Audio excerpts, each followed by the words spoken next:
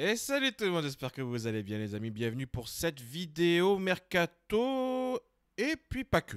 Et puis pas que parce que, évidemment, on a eu quoi? On a eu la conférence de presse, les conférences de presse, hein, on en a eu 4 quand même, des nouvelles recrues, Geoffrey Delange, Geronimo Rulli, Valentin Carboni, et celui que vous voyez à l'écran, Eli Wahi, le dernier arrivé.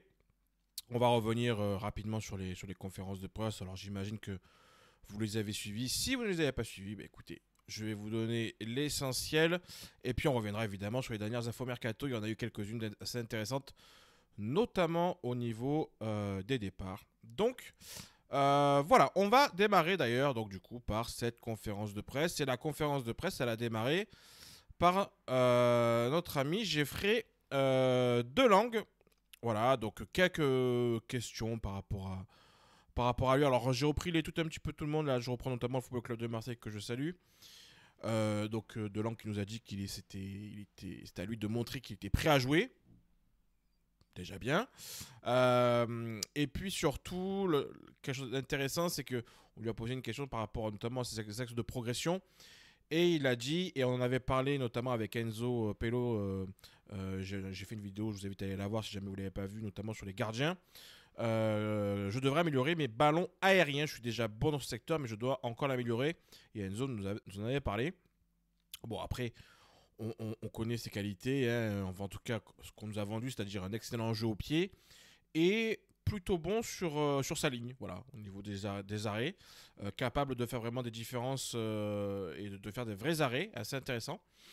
Donc voilà, ça a été assez rapide à la conférence de Delangue pour le coup. Euh, et dans la foulée, on a eu notre ami Geronimo Rulli, accompagné de Fabrizio Ravanelli. Alors on reviendra au fait aussi sur l'absence de Pablo Longoria de la conférence de presse. Donc Rulli qui était donc en deuxième. Et Rulli nous a donné quand même quelque chose d'assez intéressant. Il nous a dit: je n'ai jamais été certain d'être numéro 1 en arrivant. Dans tous les clubs, j'ai essayé de montrer le meilleur de moi-même. Pour être numéro 1, je dois performer.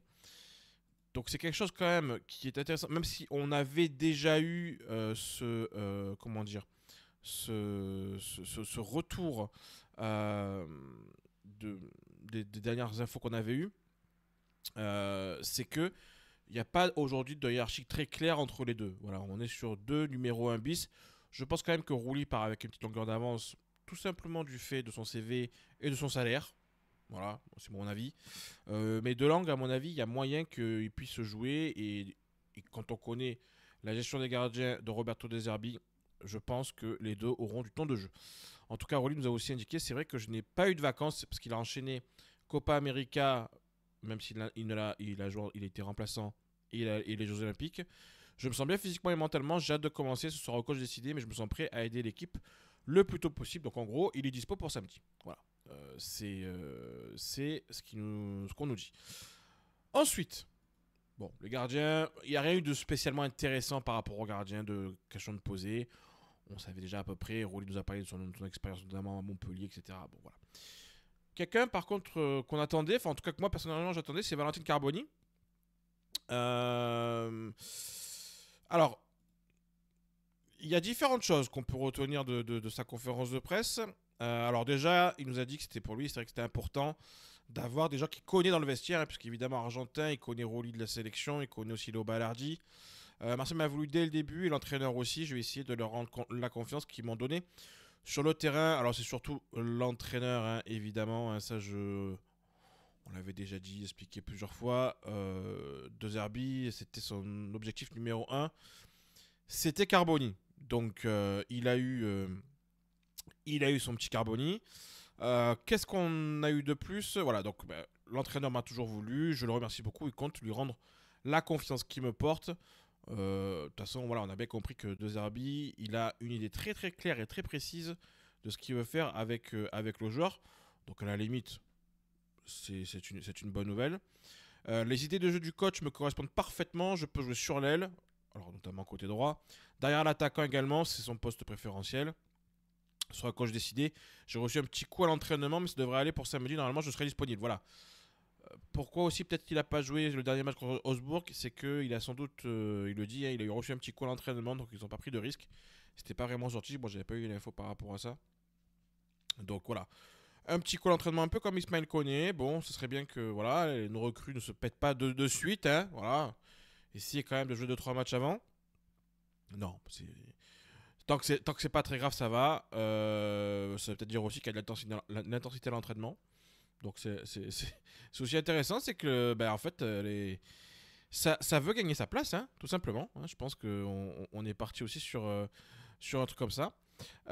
Et puis, Carboni nous a parlé des systèmes qu'il préfère, à la fois le 4-2-3-1 ou le 4-3-3. Donc on sera plutôt sur un 4-2-3-1. Je peux jouer derrière l'attaquant, voilà, bon, ça a déjà été dit. De ce que j'ai vu sur les premiers jours, je pense qu'il y a un bon groupe et tout se passe bien pour moi jusqu'à maintenant. Voilà, bon.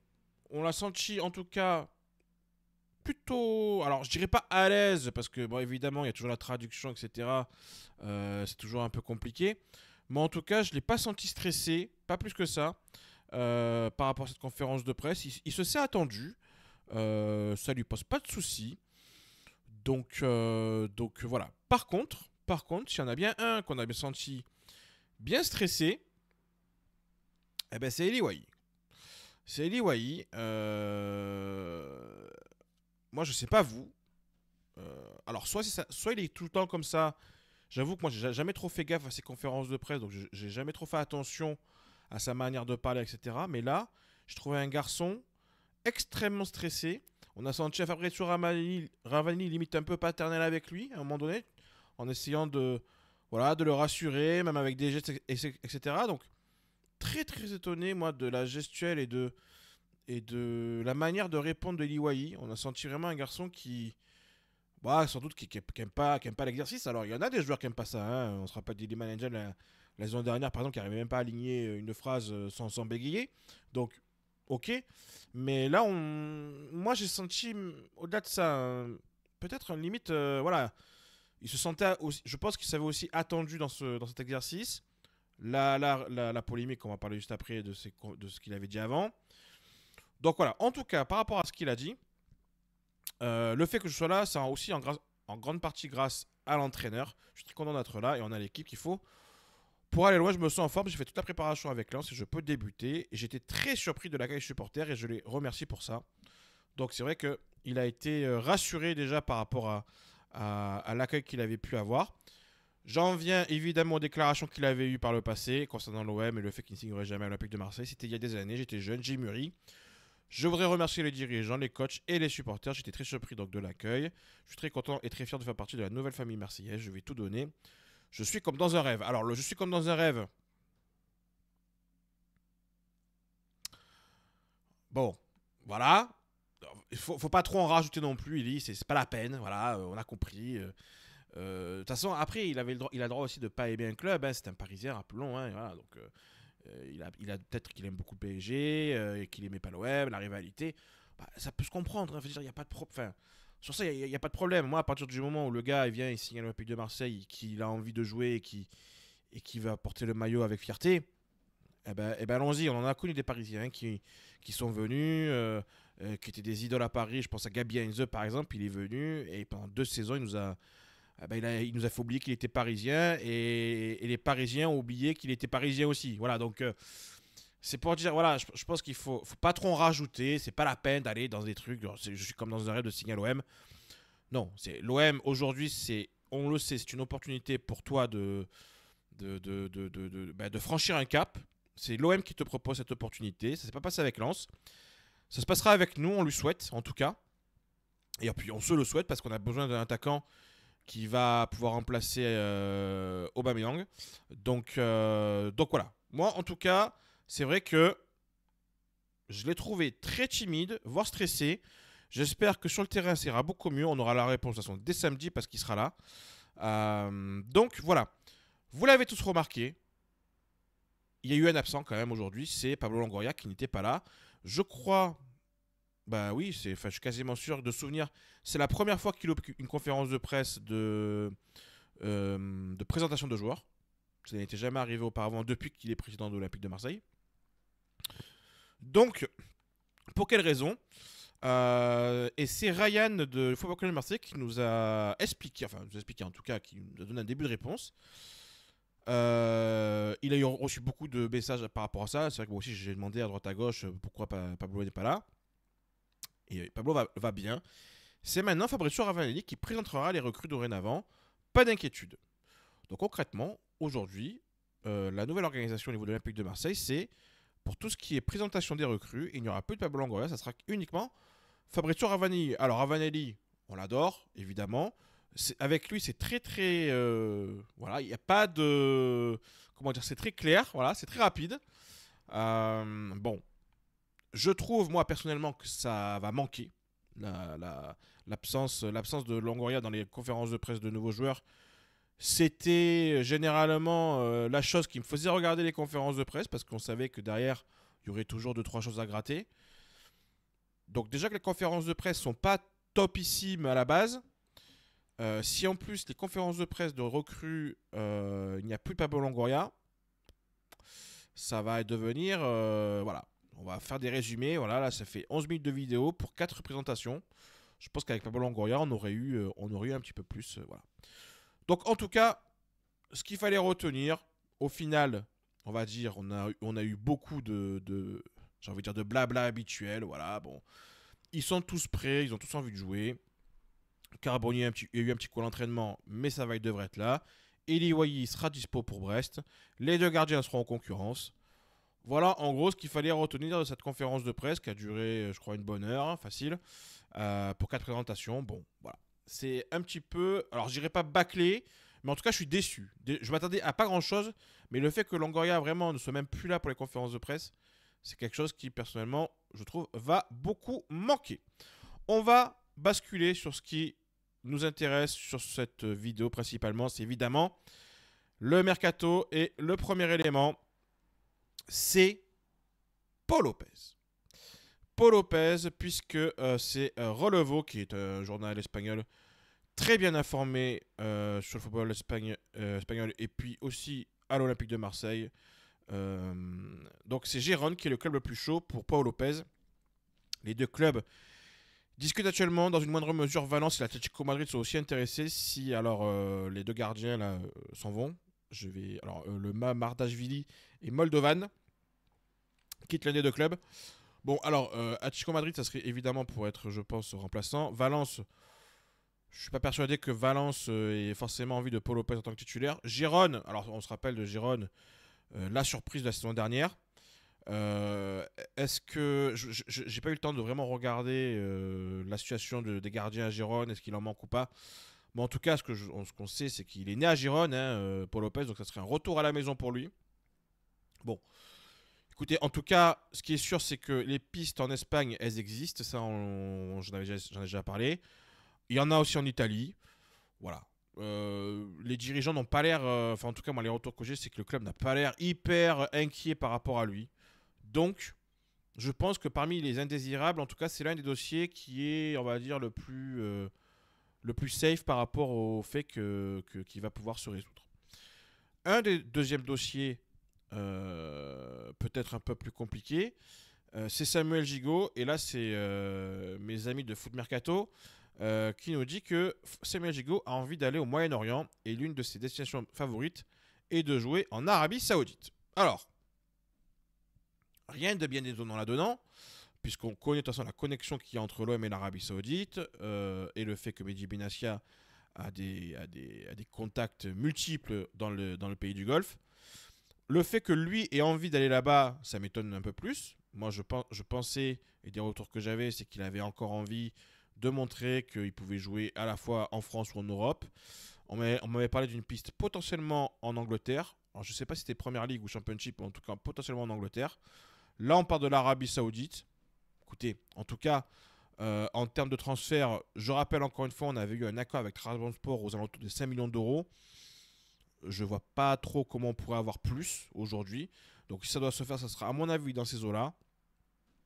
Et s'il a envie de partir en Arabie Saoudite, eh bien écoutez, on va souhaiter à Samuel de se prendre le bon gros chécos pour finir sa carrière, puisqu'il ne fait pas partie des plus gros salaires du club, hein, Samuel Gigot. Donc voilà, en tout cas, une porte de sortie potentielle pour un de nos indésirables. L'un des dossiers un petit peu surprise quand même qui est sorti au niveau des départs, eh ben, c'est pas moi, Meïté. Je l'ai mis notamment sur la vignette de la vidéo. L'OM a prévenu l'agent de Bamo Meïté de rouvrir les pistes explorées pour un départ. Rennes semble toujours intéressé. Le tarif de 30 millions d'euros a été revu à la baisse et en cas de vente, l'OM pourrait passer à l'action pour Kylian Sildilla. Je vous donne toutes les infos, puis après je vous dis ce que j'en sais. Au niveau donc, de Bamo Meïté, donc il a été surpris par le retournement de situation opéré par l'OM.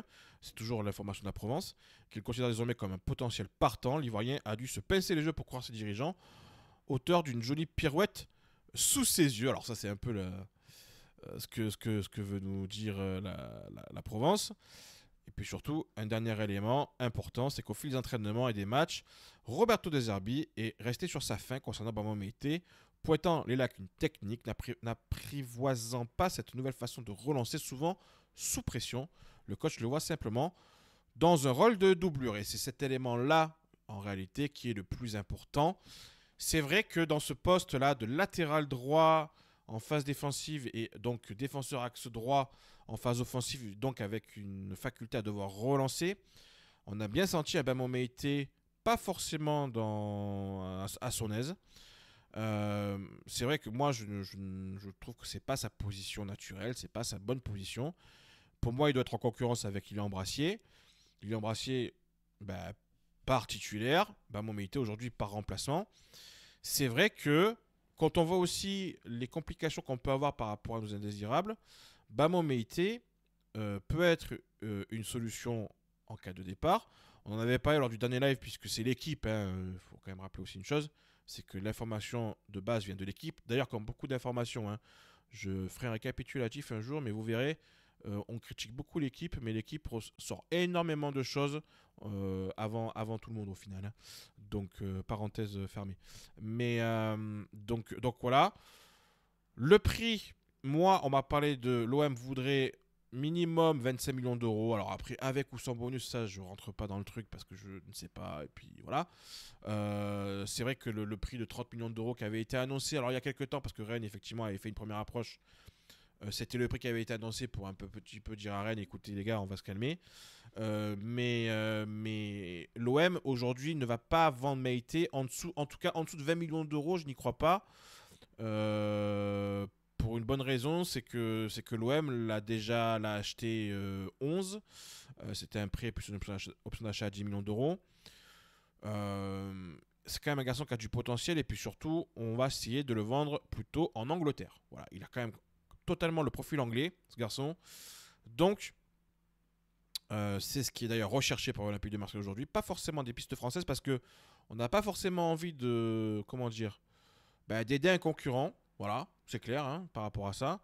Rennes, ça serait un prix peut-être plus haut du coup, si jamais on doit le vendre à Rennes, parce que Rennes, ça reste un concurrent potentiel. On en parlera d'ailleurs lors du prochain live. Qui sont nos concurrents pour jouer le podium. Donc voilà, en tout cas, par rapport à Bamo Meïté, c'est la nouveauté, on va dire, c'est qu'il est sur...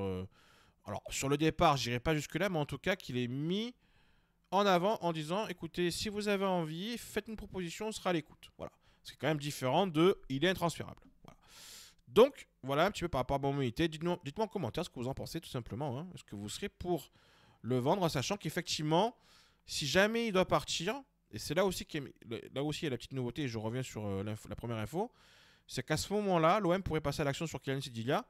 Moi, on m'avait expliqué au départ, c'est que Sildilla devait se faire et que ce serait Murillo qui se sacrifiait.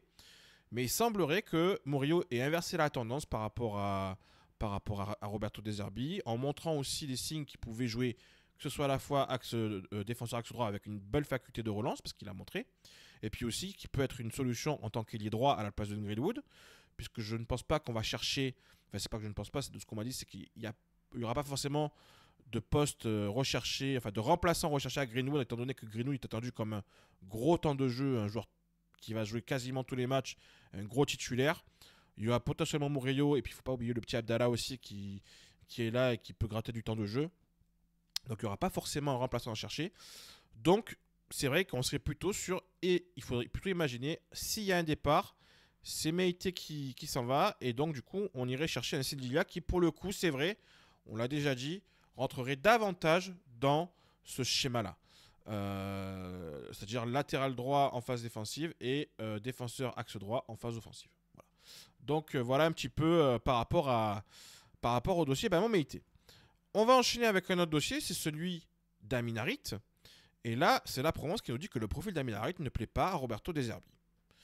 Afin de renflouer les caisses, l'OM désire se séparer très rapidement du milieu offensif marocain. Par rapport à ça, j'ai réagi en disant que j'étais personnellement très sceptique par rapport à cette info. L'OM, pourquoi? Parce que l'OM aurait pour moi fortement poussé après l'offre reçue du Zénith, parce que cette offre était concrète. Il y avait 10 millions d'euros pour Olympique de Marseille et un salaire annuel de 12 millions d'euros pour Amin Harit. Alors lui, il ne voulait pas y aller. Il y avait aussi l'intérêt du Genoa. L'OM n'a pas plus poussé que ça pour que ça puisse se faire. Le joueur, lui, n'a pas forcément, mais alors, enfin même pas du tout envie de partir à l'instant T. Après, le mercato est encore long. Il faudra lui trouver un projet intéressant pour le faire partir. Ça, c'est clair et net. Aujourd'hui, Amin Harit, dans sa tête, il part comme titulaire. Et on ne peut pas lui donner tort. Il peut être titulaire en numéro 10 parce que Carboni, c'est pas sûr qu'il démarre tous les matchs. Il peut être titulaire à gauche parce que pour moi, on n'a pas recruté d'ailier gauche. Pour quelle raison aujourd'hui voulez-vous qu'Amin Harit parte? Peut-être l'hiver prochain, pourquoi pas. Mais là, 14 août, je serais très étonné. Alors, à moins que, et là, on rentre dans un cas différent, c'est-à-dire qu'il y a un très joli club, en tout cas un bon club, qui intéresse Harit, qui intéresse l'OM au niveau du prix, et on serait sur du 10-15 millions d'euros, avec un Harit qui serait évidemment gagnant aussi au niveau de son salaire. Harit, l'année dernière, était dans le top 10 des salaires de l'Olympique de Marseille. Il va falloir cocher toutes les cases pour un départ d'Amin Harit.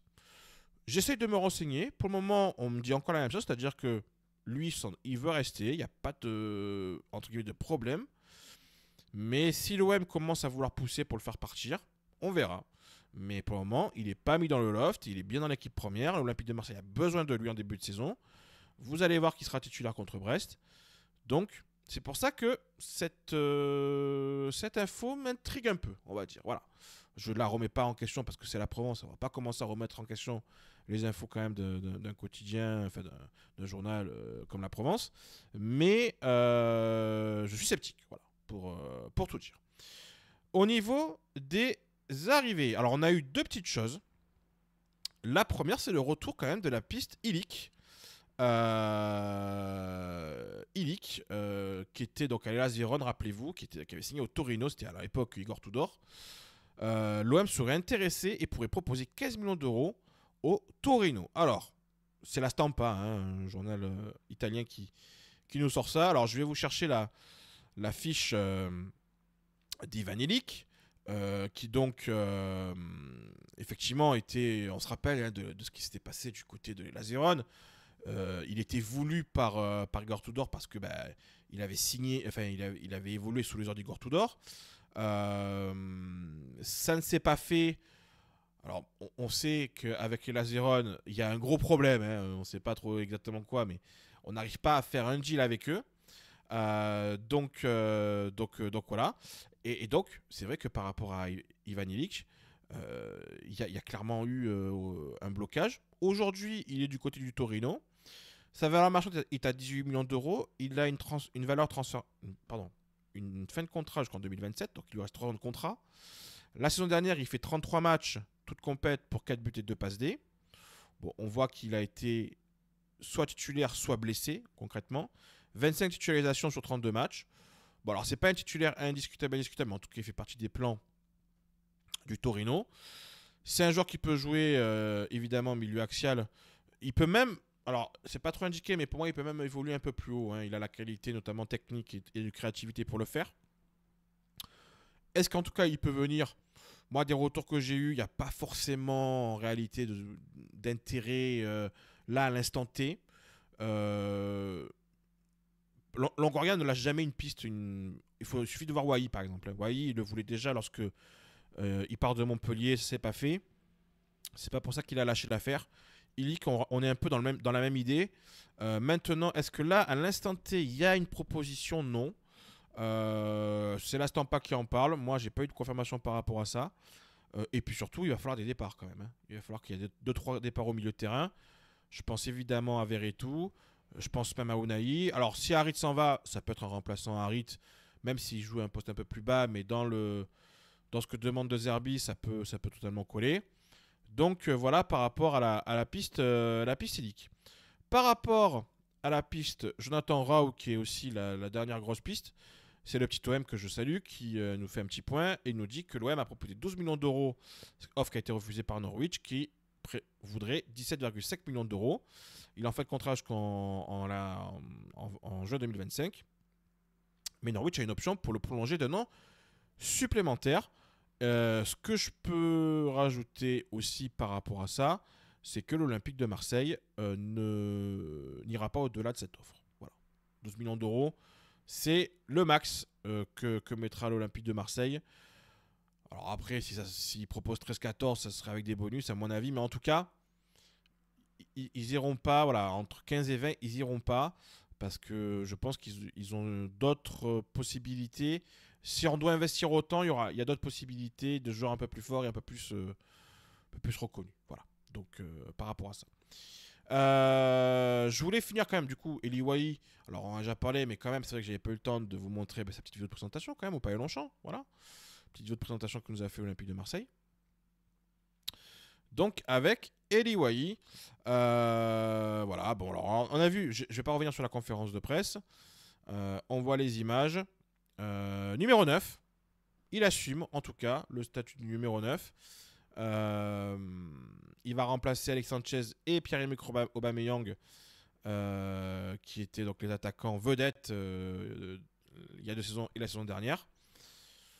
Voilà. Bon, écoutez, on verra bien ce que ça va donner. Qu'est-ce que j'avais prévu d'autre? Voilà, la petite photo, évidemment, avec Fabrizio Ravanelli. Donc, je rappelle à Fabrizio Ravanelli qui fera maintenant toutes les conférences de presse de recrues.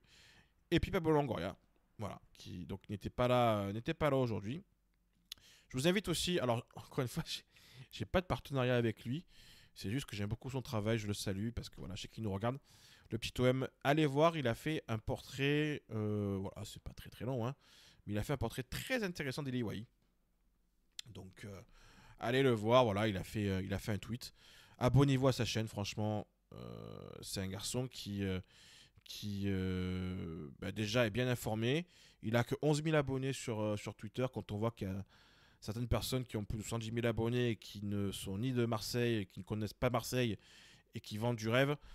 Honnêtement, allez plutôt sur des gens comme le petit OM, qui sont des vrais passionnés et qui ne vont pas mentir aux gens. Voilà, ça c'est clair et net et je le revendique totalement. Pour finir, quand même, il y a eu la piste Mokoko. Piste Mokoko qui a été refermée. Bild qui nous a expliqué, donc si les dirigeants de Dortmund, c'était un transfert sec pour Mokoko, ils étaient ouverts à un prêt avec option d'achat, mais une option d'achat obligatoire. Alors du coup, c'est quand même une sorte de transfert déguisé.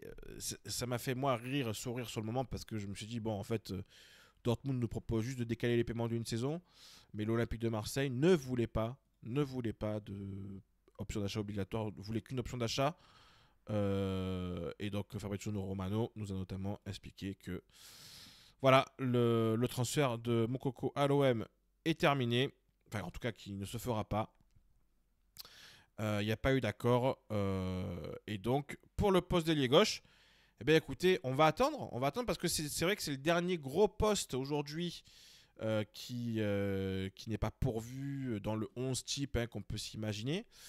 Même si Amin Harit, encore une fois, alors je vais peut-être faire hurler des gens, mais Amin Harit sur le papier peut, et même Luis Enrique sont les titulaires à ce poste pour le moment. Donc voilà, et puis après il y aura des petits coups, et puis surtout le gros dossier de toute façon de l'Olympique de Marseille, là on en a parlé déjà avec Paul Lopez, Gigot, Bamo Meite, Amin Harit potentiellement, et puis il y en a d'autres, hein, Verretou, les Mbemba, et voilà, c'est les départs. Voilà. Il va falloir s'attendre quand même à avoir quelques annonces par rapport à des départs, mais on va dire que 80-85% du mercato en termes d'arrivée, au 14 août, on est OK. Donc, écoutez, chacun jugera du timing. Je trouve que c'est plutôt pas mal. Dernier rafraîchissement, évidemment, pour voir si une offre, si quelque chose est arrivé pendant que je parlais, simplement qu'Olympique de Marseille. Voilà, hop, une petite photo de Pierre-Emile Hébert. à l'entraînement avec aussi Eli Wahi. Voilà, donc qui a commencé l'entraînement et qui sera dispo pour Brest. Et ah tiens, voilà, Football Club de Marseille qui nous donne une petite info assez intéressante. C'est que la conférence d'avant-match donc de Brest se fera vendredi aux alentours de midi et demi. Et que normalement, ça peut être Lo Balerdi qui va être en conférence de presse avec Roberto De Zerbi. D'ailleurs, pour Léo Ballardi, alors je l'ai tweeté, mais l'équipe en a parlé, mais je l'avais déjà tweeté aussi, ça remonte à maintenant un petit moment. La prolongation de contrat, là, il est en contrat jusqu'en 2026. La prolongation de contrat, elle est dans les tuyaux, il n'y a pas de problème. Il ne faut pas s'inquiéter par rapport à ça. Et normalement, il devrait prolonger de 2 ans. Voilà ce qu'on m'a expliqué. Donc, son contrat irait jusqu'en 2028. Voilà le petit bonus que je pouvais vous donner. Mamadashvili du côté de Liverpool. Alors ça, on en revient à ce que je disais tout à l'heure par rapport à Paul Lopez. Si Valence perd son gardien, potentiellement, du coup, ça pourrait être une piste. Donc quelque chose à surveiller. Qu'est-ce que nous avons d'autre? Non, mais sinon, écoutez, il me semble qu'on a fait le tour. Ça, celui-là, on va pas du tout le relayer parce que c'est n'importe quoi. On verra si l'info sort, mais en tout cas, lui, ce compte-là, il faut vraiment pas le relayer. Sinon, écoutez, je pense qu'on a fait à peu près le tour. Hein. J'essaie vraiment de pas louper. Voilà. Après, j'en étais resté là. Donc, pas de souci. Voilà, on va s'arrêter. On va finir avec la photo de notre ami Eli Wahi. Je vous dis à demain, parce que demain, justement, Eli Wahi, on fait une petite vidéo de présentation avec David Massilia. Voilà, on vous prépare ça. Ça sera prévu pour demain. Alors, on tourne ça dans la matinée. Donc, j'essaie de vous envoyer ça demain aux alentours de midi. Demain soir, on sera en live avec Julien et avec Romain, si je dis pas de bêtises, pour un Tribune OM. Une sorte de petite preview, je pense qu'on va essayer de faire hein, sur comment dire, sur ce qui nous attend pour la suite. Voilà. Je vous remets le clip de Liwaï. Donc voilà, une petite preview, on essaiera de faire ça, une grosse preview de la saison à venir. Les derniers mouvements, évidemment. Surtout aussi, on vous prépare les avant-matchs qui sortiront les jours de match. Donc samedi matin, vous aurez un avant-match de Brest-OM. Et puis vous aurez aussi un après-match de Brest-OM qui sortira soit le jour même, soit le lendemain. Une sorte de top et flop. C'est la petite nouveauté cette saison que l'on vous propose. Donc des formats courts, hein, l'avant-match ça sera 15-20 minutes, vraiment avec les dernières infos, les compos probables, etc. Et puis les top et flop, vraiment juste après le match, hop, on vous dit nos top et nos flops sur le match. C'est des vidéos enregistrées, donc on vous enverra juste avant et juste après les matchs. Voilà, donc soyez attentifs, activez la petite cloche pour les notifications sur YouTube. Je le dis jamais, mais abonnez-vous, voilà, abonnez-vous. On n'est pas loin des 10 000 abonnés. On s'y rapproche. On est, je crois, aux alentours de 8 500. On a très, très envie d'atteindre les 10 000 abonnés. Franchement, ça serait incroyable. On vous remercie aussi pour le... J'en profite. Hein. On vous remercie vraiment pour les derniers retours extrêmement positifs qu'on a reçus. Le nombre de vues qui n'arrête pas d'augmenter, de nos lives, de nos vidéos. Donc voilà, franchement, c'est un immense plaisir. Donc voilà, écoutez, je ne sais pas quoi vous dire. C'est un énorme merci. Je vous dis du coup à demain, présentation d'Eli Wahi avec David Massilia, et puis demain soir, un live, donc double dose, demain, voilà. Si vous n'êtes pas content avec ça, je ne comprends plus rien. Écoutez, en tout cas, bonne fin de journée à tous, et puis on dit quoi? Allez l'OM. Allez, ciao tout le monde.